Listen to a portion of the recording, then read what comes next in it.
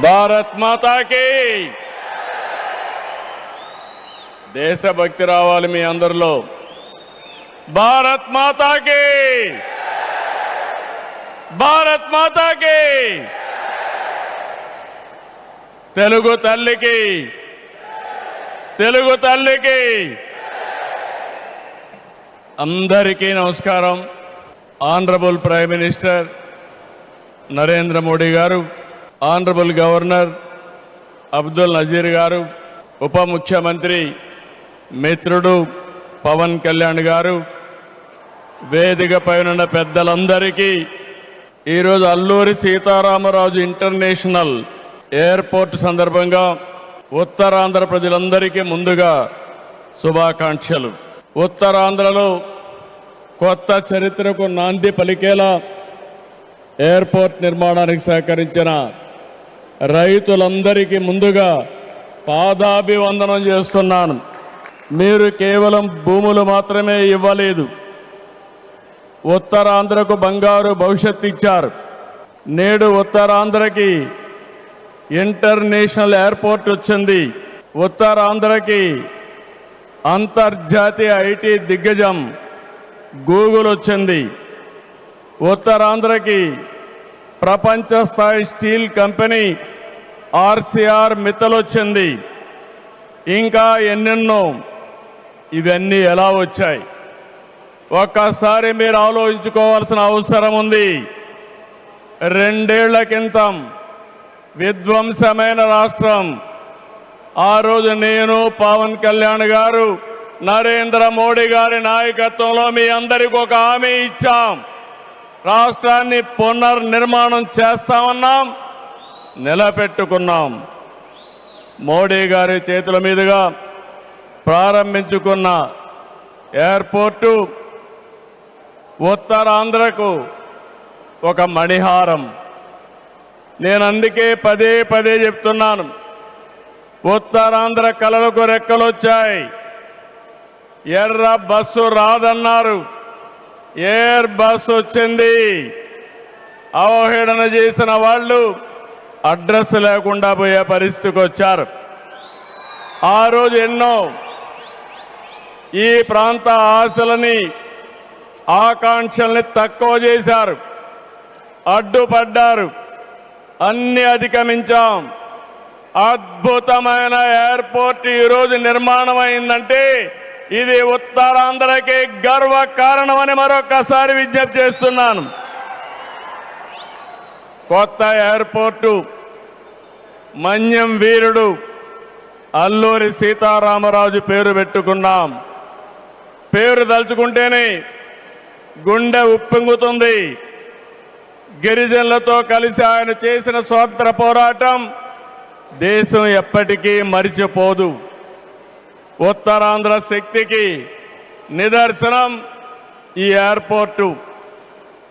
ఎందుకంటే ఈ ఎయిర్పోర్ట్ నిర్మించింది ఎవరో కాదు, ఉత్తరాంధ్ర వాసి జిఎంఆర్, ఈ ప్రాంత వాసి. ఇంకొక పక్క దీనికి తొలుగు అడుగు వేసిన అశోక్ గజపతి రాజు ఇక్కడి వారే. ఏవియేషన్ మంత్రిగా నిర్మాణం పూర్తి చేసే బాధ్యత తీసుకున్న రామ్మోహన్ నాయుడుది కూడా ఉత్తరాంధ్రనే. ఇది ఉత్తరాంధ్ర సత్తా అని మరొక్కసారి మీ అందరికీ విజ్ఞప్తి చేస్తున్నాను. ఈరోజు ఉత్తరాంధ్ర దశ దిశ మార్చి కీలక ప్రాజెక్టు ప్రారంభానికి వచ్చిన మోడీ గారికి మనస్ఫూర్తిగా ధన్యవాదాలు. ఈరోజు మనందరం గుర్తుపెట్టుకోవాలి, వెంటిలేటర్ పైనున్న ఆంధ్రప్రదేశ్కి ఆక్సిజన్ ఇచ్చి ఈరోజు నిలబెట్టిన వ్యక్తి నరేంద్ర మోడీ గారు. నేను మిమ్మల్ని అడుగుతున్నా, ఆంధ్రుల సెంటిమెంట్ విశాఖ ఉక్కు నిలబెట్టింది ఎవరని గట్టిగా మీరు చెప్పాల్సిన బాధ్యత మీ పైన ఉంది. ఎవరు? ఎవరు? విశాఖ రైల్వే జోన్ మంజూరు చేసి విభజన హామీని నెరవేర్చింది ఎవరు? పోలవరానికి సాయం చేసి గాడిన పెట్టింది ఎవరు? రాజధానికి నిధులిచ్చి పనులు పునఃప్రారంభించిన వ్యక్తి ఎవరు? 2027 భోగాపురంలో చెప్తున్నాను, పోలవరాన్ని పూర్తి చేసి మన ప్రధాని చేతుల మీద జాతికి అంకితం చేస్తామని హామీ ఇస్తున్నాం. 2028 అమరావతి మొదటి దశ పనులన్నీ పూర్తి చేసి థ్యాంక్ యూ, ధన్యవాదాలు, ధన్యవాదాలు. ఏఎస్ఆర్ ఎయిర్పోర్టు 2703 ఎకరాలు, 5641 కోట్ల రూపాయలు అద్భుతంగా వచ్చింది. ఎయిర్పోర్టుని ఫ్లయింగ్ ఫిష్ ఆకారం నిర్మించారు. మన తీర ప్రాంతాన్ని ఇది గుర్తు చేస్తుంది. అటు సముద్రం, ఇటు పచ్చని కొండల మధ్య విమాన ప్రయాణమే కొత్త అనుభూతిని తీసుకొస్తుంది. నేను చాలా విమానాశ్రయాలు చూశాను, కానీ భోగాపురం ఒక ప్రత్యేకమైన ఎయిర్పోర్ట్ అని మరొకసారి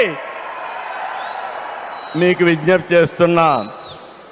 ఎయిర్పోర్ట్లో అడుగడుగున తెలుగు కళలు, సంస్కృతి కనిపిస్తున్నాయి. తెలుగు ముగ్గులు, ఏటి కొప్పాక బొమ్మలు, కూచిపూడి నృత్యం, తోలు బొమ్మలాట, బొబ్బలి వీణ, నాదస్వరం, లేపాక్ష నంది వంటివి ప్రతిబింబించేలాగా తీర్చిదిద్దారు. విశాఖ నుంచి భోగాపురాన్ని నిర్మించే బీచ్ కారిడారు ప్రకృతి అందాలతో మరింత ఆకర్షణ తెస్తుంది. గ్లోబల్ ఏరోస్పేస్ ఏవియేషన్ హబ్కి GMR Manasa aviation university, ASIP semiconductor project శంకుస్థాపన చేసుకున్నాం.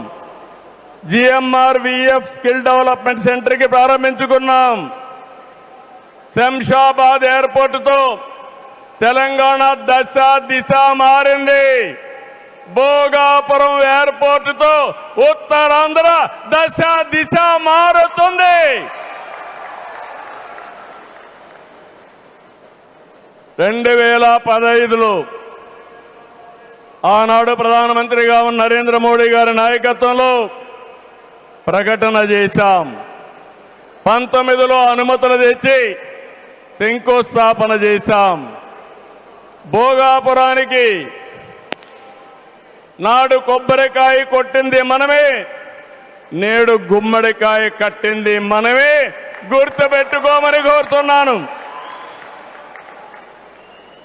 ఈ 2 ఏళ్లలో ప్రధానమంత్రి గారి సహకారంతో ఉత్తరాంధ్రలో 189 ప్రాజెక్టులకు సంబంధించి 6,13,00,000 పెట్టుబడులు. ఇవి పూర్తయితే 5,57,000 మందికి ఉద్యోగాలు వస్తాయని మీ అందరికీ విజ్ఞప్తి చేస్తున్నా. ఉత్తరాంధ్రలో వచ్చే 3 ఏళ్లలో 2,784 కోట్లతో 8 ప్రధాన సాగునీటి ప్రాజెక్టులు పూర్తి చేస్తాం. ఇది కాకుండా 65 సంవత్సరాలుగా పెండింగ్ ఉన్న నేరేడు బ్యారేజీని కేంద్రం క్లియర్ చేశారు. దశాబ్దాల కలని నిజం చేస్తాం. ఈ నెల 14వ తేదీన గోదావరి నీటిని ఉత్తరాంధ్రకి, ముఖ్యంగా అనకాపల్లికి తీసుకొచ్చే బాధ్యత ఎన్డీఏ ప్రభుత్వం తీసుకుంటాం. గోదావరి వంశధారిని అనుసంధానం చేసే బాధ్యత తీసుకుంటాం.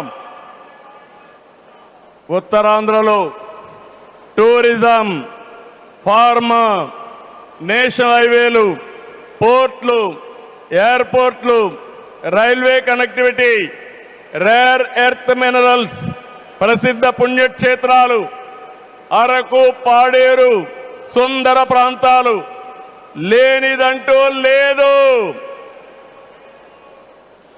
వీటితో ఉత్తరాంధ్ర నుంచి వలసలు పోరు. వేరే ప్రాంతాల్లో శ్రీకాకుళం కాలనీలు ఉండవు. వేరే ప్రాంతం నుంచి ఉత్తరాంధ్రకు వలసలు వచ్చే రోజు తొందరలోనే ఉందని మరొకసారి విజ్ఞప్తి చేస్తున్నాను. మిమ్మల్ని కోరేది ఒకటి, ప్రతి వ్యక్తికి అవసరమైన అవకాశాలు కల్పిస్తున్నాం. వాటిని అందిపుచ్చుకోండి. మీ జీవితాలకి మార్చుకుంటూనే సమాజం కోసం, ఈ ప్రాంతం కోసం పనిచేయాల్సిందిగా మిమ్మల్ని అందరినీ కోరుతున్నా. ఈ సందర్భంలో నేను ఒక్క విషయం మీ అందరికి గుర్తు చేయాలి. ఇప్పుడే పవన్ కళ్యాణ్ గారు కూడా ఆవేదన గుర్తు చేశారు. We are in inspiring time. PM Saab, Modi Saab, I am telling you with my heart. We are in inspiring time. The world has moved from IT to AI. The right knowledge is available. The right technology is maturing. But we need leaders to deliver. Democratic countries everywhere are facing crisis, searching for new leaders. We are fortunate, India is fortunate. There is a tested leadership. 25 years, Narendra Modi ji as Chief Minister and Prime Minister of India has done extraordinary work. నేను చెప్పింది వాస్తవం అయితే మోడీ గట్టిగా చెప్పాలి. Modi, Modiji.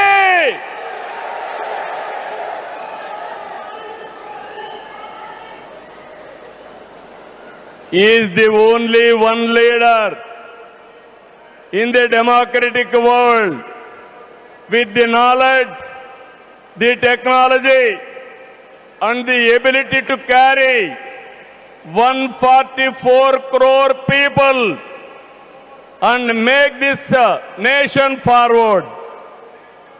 For the last 12 years, all of us have to compare tremendous track record, digital public infrastructure. Today I can say proudly, world largest transactions, digital transactions are happening not in America, not in China, but in India. That is the credit Narendra Modi ji has done. Financial inclusion, Jan Dhan, yes, Modi, louder. Second, financial inclusion, ordinary man, JAM. It is a historical moment. Without corruption, any benefit is going to the last mile, that is DBT. Nowhere in the world, in India it has been established. Infrastructure, you have seen Bhogapuram, like this so many airports. National highways, I can say proudly, nowhere in the world our national highways can beat.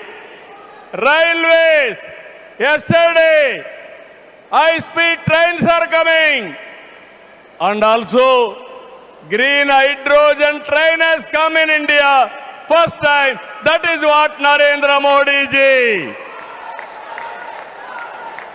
Ports, metros, green energy.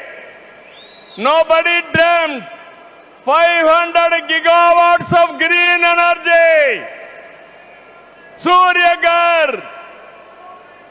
and also he promoted green energy like anything. GST is a breakthrough reform.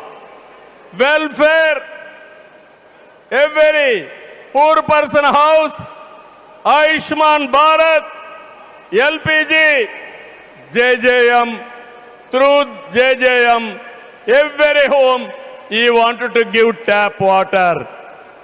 GDP, wealth creation, from 11th place, he brought it to 4th place. That is the pride. National defense and also security. There is no Naxalism, no terrorism. Under his leadership, we are all safe. Foreign policy, one of the best foreign policy. Every country is shocked to hear that. Space, science, technology. If we talk anything, I have seen in my past 5 decades career. 1978, I became first time MLA. 1980, I became minister. First time, I have seen a leader with clear clarity. Always, he works with a single agenda, nation first. I am asking one thing, how many leaders with dedication they have worked? In my experience, only one leader, that is Narendra Modi, has done extremely good work.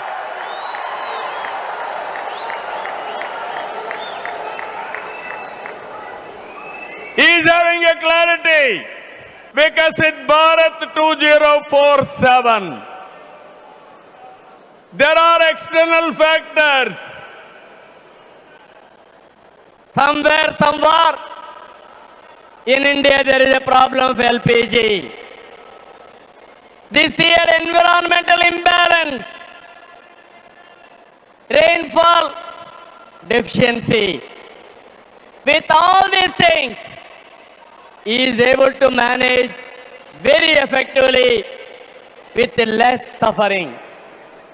I'm telling you, India is going to become 2047 number 1 country in the world.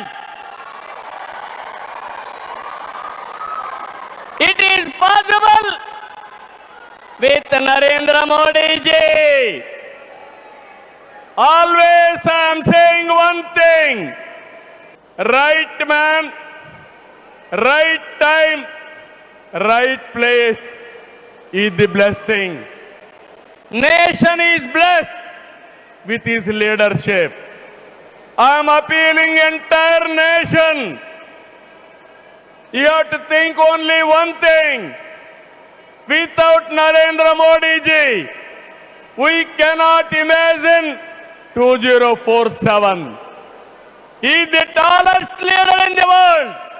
If we go to any country, everybody is respecting. That is the pride he brought for the nation. Hands off to him. All of us has to stand with him.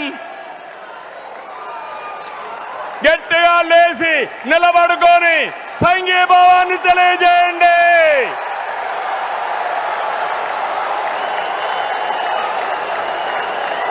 గట్టిగా